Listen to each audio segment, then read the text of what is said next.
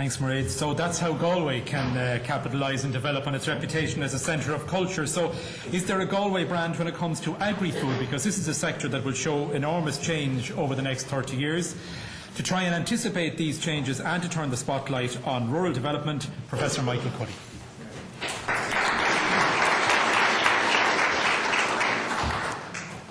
Well, despite the comment this morning about the shortage of women, I'm very privileged to be in the minority here and to have listened to two fantastic presentations.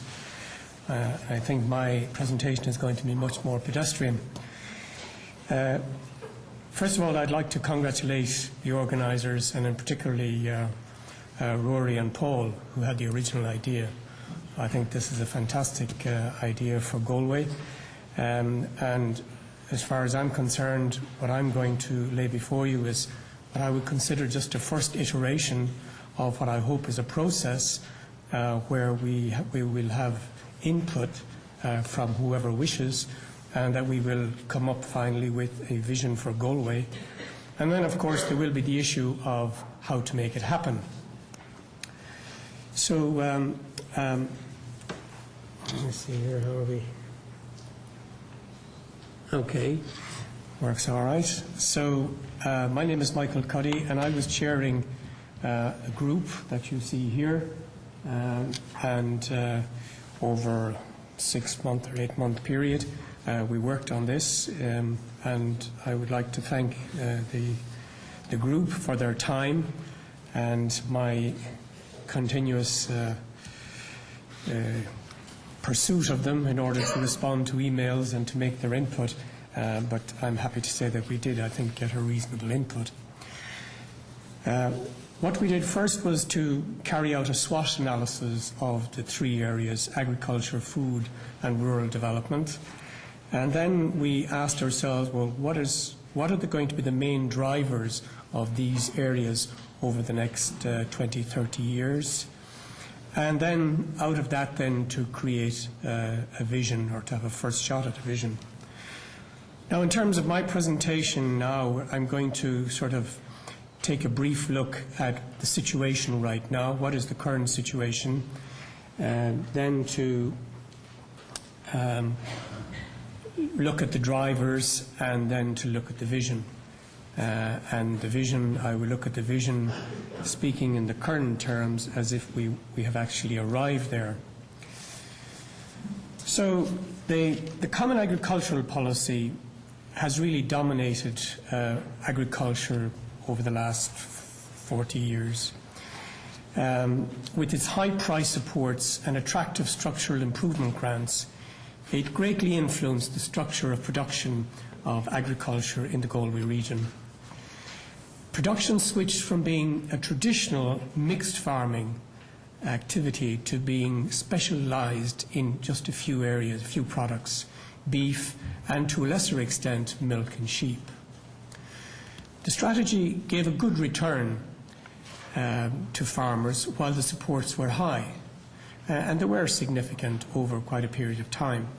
However, the situation has now changed radically. With ever declining EU supports and increasing reliance on market price, margins have been reduced to the point where a viable family income can only be realised from relatively large farms. The transformation of these agricultural commodities into food is carried out through minimal processing, primarily for an undifferentiated international market. At the same time, 80% of our own food requirements are met mainly from international sources. Now, the extent to which Irish-produced food reaches local households is mainly through supermarket chains, which exercise monopsony power on the processors. That is, they squeeze the margins and indirectly influence the prices, in fact the low prices, that farmers get. However, the island status of Ireland provides the basis for good quality food, which is disease-free and traceable. Galway's clean environment and scenic landscapes provides the basis for a marketable brand for Galway food. There is a high potential local demand from consumers in this link-up now that we're increasingly having between Limerick and Galway, quite a catchment area, complemented by a vibrant tourist market. Although overall 35% of rural residents are dependent on agriculture, or only 35% of rural residents are dependent on agriculture for their livelihoods, this dependence increases as distance from Galway increases. Approximately 75% of family farms are part-time, with over 50% of their income coming from off-farm employment. During the Celtic Tiger, urban-based construction was the most significant sector for rural male workers. The demise of this sector has created a large pool of unemployed rural workers. Rural communities are generally weak in terms of community services, community employment, and community action, despite significant government and EU funding over the recent years through the LEADER programme. There's a low level of participation in community action, partly due to the high participation in the labour market. There's a lack of coordination and integration of policies across the different economic and social sectors. And of course, we all know there's a weak rollout of broadband in rural areas. There is, however, at the same time, an abundance of natural resources in the Galway catchment area, which lie unexploited.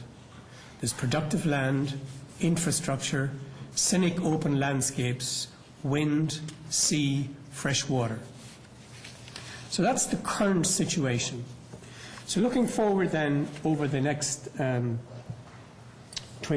years or so, what are going to be the drivers of change? Again, the EU is going to play a significant role, but in fact in terms of its absence more than its presence. The EU price subventions and direct payments will continue to decline. An increasing liberalisation of trade and competition from imports will continue to lower the price of currently produced agricultural commodities, while concern for the environment and animal welfare and oil shortages will push up the price, or will push up costs. Large corporate retailers will continue to source food at the lowest possible price from world markets. This market model of agricultural development, with declining margins and reduced direct EU payments, will favour larger and larger farms, reinforced by R&D and technological change. Alternative models for small-scale production emphasise consumer tastes and quality, and shortening the supply chain to the consumer. On-farm traditional food production will be challenged by more viable output substitutes, for example, energy crops, wind farms, tourist venture farms, tourist walkways, etc. Also, farmers will be required to be guardians of the countryside as a public good, while at the same time exploiting it as a multi-service asset. The future choice of domestic over imported food will be mediated by general income levels in Ireland and people's consciousness of food quality. As incomes rise and people's consciousness of quality increases, the quality domestic produce will be chosen over the low-price imported produce of unknown origin. R&D and innovation and marketing will be critical tools in the international competitiveness of food products. At the same time, increasing oil prices and concern for environment will have a dampening impact on international trade in food. The large corporate retailers will drive a cheap food market model, which in turn will drive the large-scale production system regardless of geographic origin. The search for quality food will drive a consumer-led food cluster, which includes farmers, household tourists, restaurants and hotels, which will in turn drive the small-scale production model. As far as rural development is concerned, building on the Irish tradition of local self-help, a framework and a network for local development has been already firmly established through the LEADER programme. Access to high-speed broadband will add to the attractiveness of rural communities as a living and working space. Public finances will not be available in the medium term to drive local development. Achieving this objective will increasingly depend on local entrepreneurial capacity and the willingness of much wider segment of the community to engage in common purpose. So that's the drivers as we see them. So now, what is the vision? What is it? And I guess in terms of looking at vision, we asked ourselves, what is it that we would like to see and what we consider might be feasible in that medium to long term? Large-scale large-scale farms produce high-quality output. Now, I'm stating now what will be in 2040 according to our vision. Large-scale farms produce high-quality output in an efficient and environmental friendly way. They supply international niche markets under an all-Ireland Irish brand, under an all-Irish food brand, thereby realising increased value added and higher incomes. They have more direct control of processing and sell to Irish supermarkets where mutual interests are more equally shared. Small-scale farms produce high value-added niche products under the Galway food brand. These products are of the highest quality, meeting strict Galway food brand standards and observing environmentally friendly methods of production. Farmers and other rural entrepreneurs engage in small-scale processing of milk, meat with local abattoirs, cereals, fruit and vegetables, all under the Galway food brand. These products are sold directly to consumers through farmers' markets, with daily markets in Galway and weekly markets in each town throughout the county. Galway food brand produce is also sold directly to hotels, restaurants, bed and breakfasts, public institutions and local stores. Some producers have in fact established international reputations for themselves and have entered the international markets with their special Galway food brand.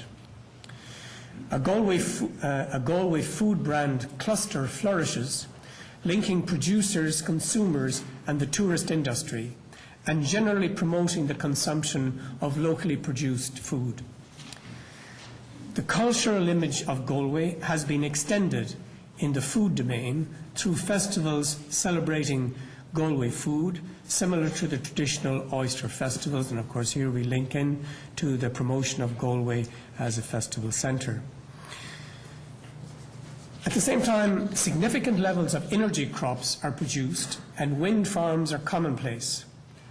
Farmers, while being the guardians of the countryside, are fully integrated into the tourist industry with farm guest houses, tourist animal farms, integrated walkways, bicycle routes, etc. At the community level, local self-help is the driving force in developing local identity and quality of life. Vibrant rural communities are focused on quality of life based on good planning, local value added, local service provision, quality environment and inclusiveness. Commitment and contribution to the community well-being and community identity and inclusiveness is the badge of community loyalty. Although off-farm employment continues to play a very significant role in rural family incomes, this is increasingly provided by local value-added creation. This value added comes from small-scale food processing and manufacturing, personal services for the tourist industry, and niche market service supply for the local and international market.